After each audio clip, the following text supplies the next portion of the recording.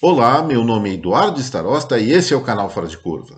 Bom, pessoal, ontem as notícias não eram muito boas, tratamos da queda bastante acentuada do comércio varejista do Brasil, isso em função dos juros. Hoje o assunto vai ser bem mais legal, os dados são bem mais positivos.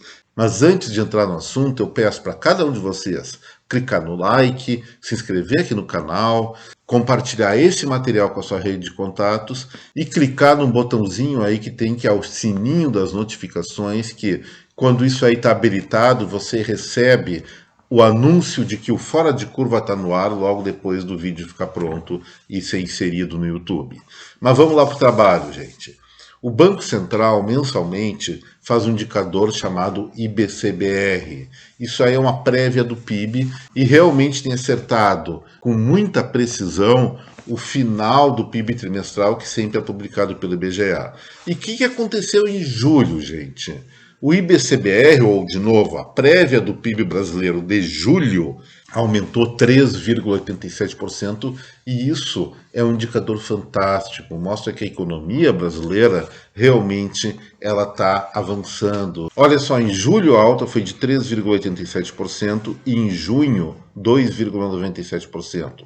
Isso vai contra todas aquelas expectativas de início do ano. O próprio boletim Focus, que orienta o Banco Central a definir a taxa de juros, essa Selic de 13,75%, que me deixa pé da vida, falava em uma alta do PIB de 0,45%. Agora eles já estão se aproximando da previsão do fora de curva que no início do ano que eu dizia, a economia brasileira, o PIB brasileiro não iria crescer menos do que 2,5%. Eu vou ter que também rever minha perspectiva, acho que atinge, por esse ritmo, ao menos 13,5%. Mas temos que reconhecer, esse movimento de aceleração do processo econômico do nosso país, ele não é uma coisa uniforme, tem pontos positivos e negativos. E aí vamos falar rapidamente sobre isso. Começando pela agricultura.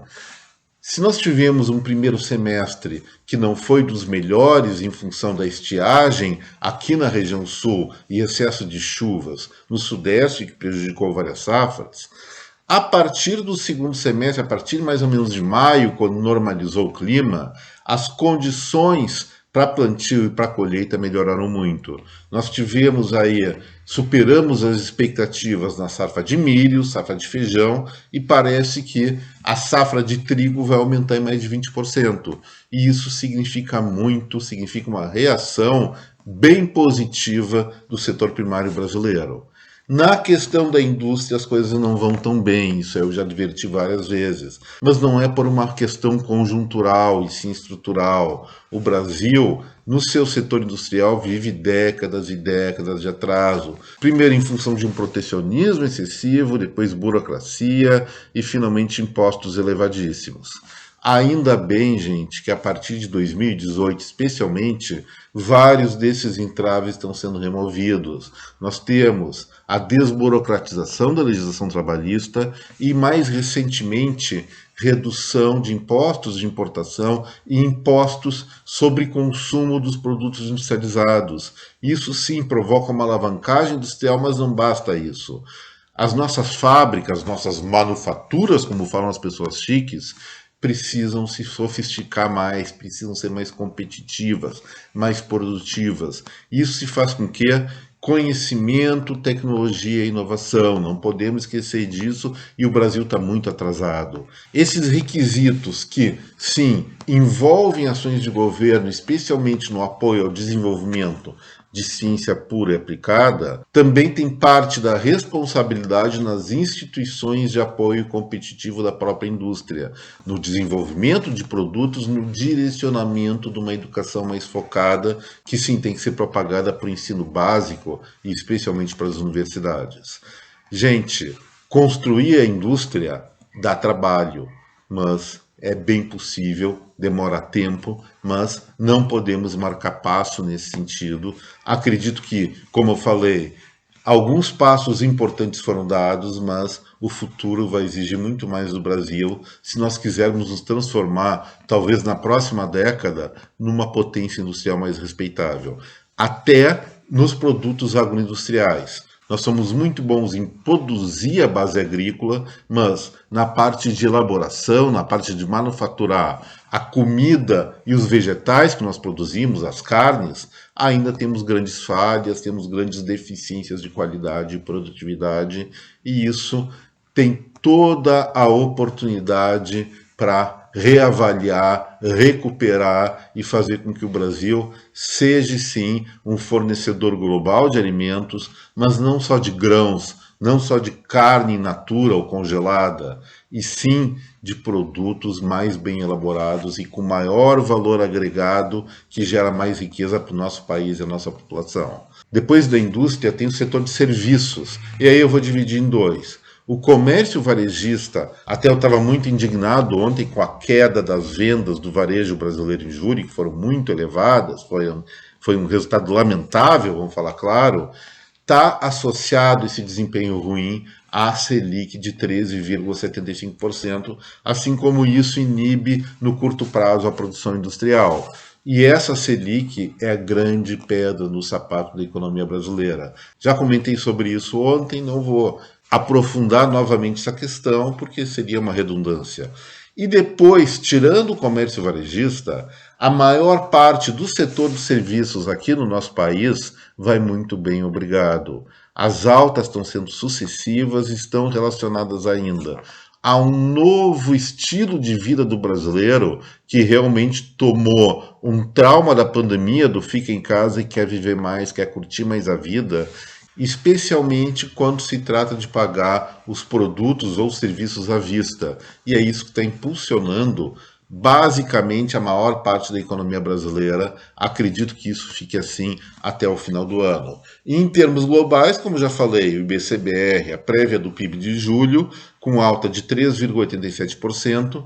Esse indicador deve ter resultados ainda melhores, especialmente em agosto, setembro e outubro, quando a base de comparação frente a 2021, isso se refere àquela área mais escura que foi reproduzida no gráfico inicial, que agora eu vou colocar em miniatura para relembrar a cada um de vocês. Então, a base comparativa ela está cada vez menor, porque no final do ano passado, no segundo semestre de 2021, a economia brasileira passou por um resfriamento, e isso vai resultar em que vai ser mais fácil crescer em agosto, setembro, outubro, especialmente novembro, em relação ao período do ano passado. Como resultante, o PIB brasileiro vai ser maior. Ponto final. Nós podemos esperar agora para 2022 um crescimento da economia brasileira em torno de 13,5%, podendo chegar até muito perto ou superar os 4%. E para 2023? Aí é um grande mistério, pessoal. Nós temos eleições mês que vem, e eu não gosto de entrar diretamente na seara política, no Fora de Curva, porque envolve muita paixão, mas sim, nós temos dois modelos de gestão do Estado propostos completamente diferentes. O modelo atual tende a fazer com que esses resultados se propaguem para 2023, talvez para um futuro mais longínquo. A nova proposta da oposição, em termos programáticos, ainda não está claro. Não tive acesso a um plano de governo consistente. A campanha está centrada em narrativas de um lado para o outro, do outro lado para um. Então não estou levando isso muito em consideração. O que eu posso afirmar? A se manter a tendência atual, a economia brasileira em 2023 permanece crescendo.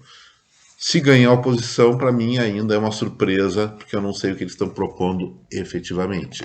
E antes de encerrar o Fora de Curva, eu quero resgatar mais um assuntinho rápido que eu tratei ontem, a respeito do risco Ucrânia. Hoje, o presidente russo Vladimir Putin e o chinês Xi Jinping tiveram uma reunião no Uzbequistão e fizeram uma declaração conjunta, a Rússia apoiando a causa chinesa em Taiwan e os chineses apoiando os russos na questão ucraniana. Isso para inglês ver, agora os ingleses de luto com a rainha. Amanhã eu vou tratar algumas coisas sobre o Príncipe Charles, parece que ele é cheio de mania, mas vamos deixar isso para Fora de Curva de sexta.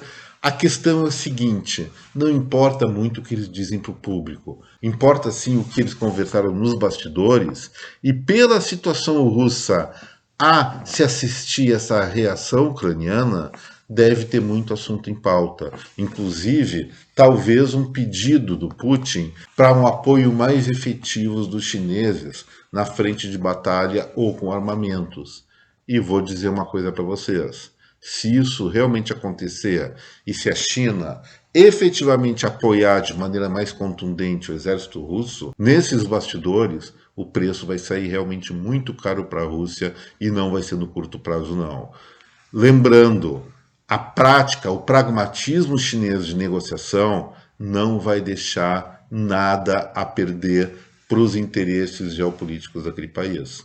Espero realmente que essa guerra acabe o mais rapidamente possível, mas parece que os conflitos devem continuar pelo menos por mais algum tempo, com algumas consequências eventualmente imprevisíveis. Vamos ficar de olho nesse assunto, pessoal. E assim pedindo novamente para cada um se inscrever no canal, quem não está inscrito, clicar no botão de like, compartilhar esse vídeo com essa rede de contatos e ligar o sininho das notificações. Eu encerro o Fora de Curva de hoje, desejando para vocês um bom resto de semana. Amanhã é sexta-feira, vamos tratar de assuntos mais leves.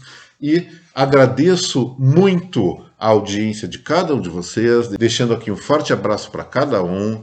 Até breve. Tchau.